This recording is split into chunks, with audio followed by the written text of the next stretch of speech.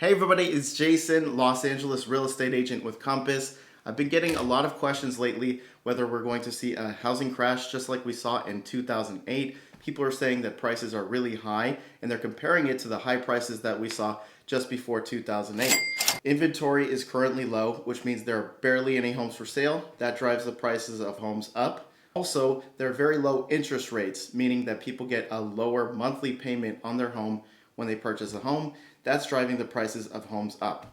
I'm working with a lot of buyers, people who are having a difficult time putting a purchase offer on a home, and they're getting outbid by 5 or 6 other multiple offers. We're going 10, 20, sometimes $30,000 above the asking price. We have to move on to the next home because another offer is getting accepted. So with that being said, yes, housing prices are incredibly high, and it may somewhat represent what happened before 2008.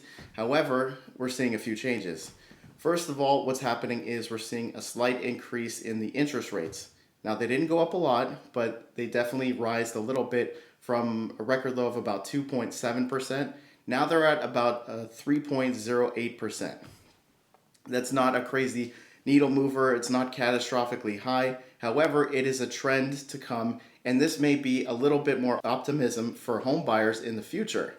So that's one thing that we're going to see change, softening housing prices, but I see it more of a gradual move than what happened before 2008. Another thing that we're seeing are forbearances. So people have an agreement with their bank if they're having tough financial times that they're not going to pay their home loan for up to a full year. And some people who come out of that are going to need to sell their home to make up for their tough financial situation. So what we're going to see is, like I said before, increase in interest rates, and then a lot of these people are going to end up selling their homes.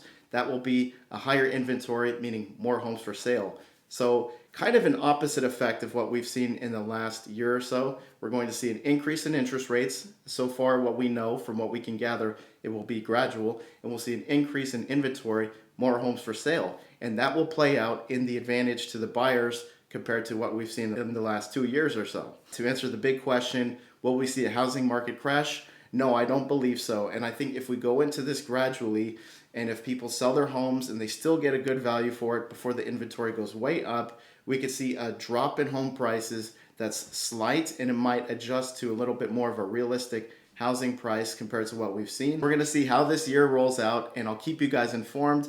Don't forget to keep it here. We'll see you on the next video. Thank you so much.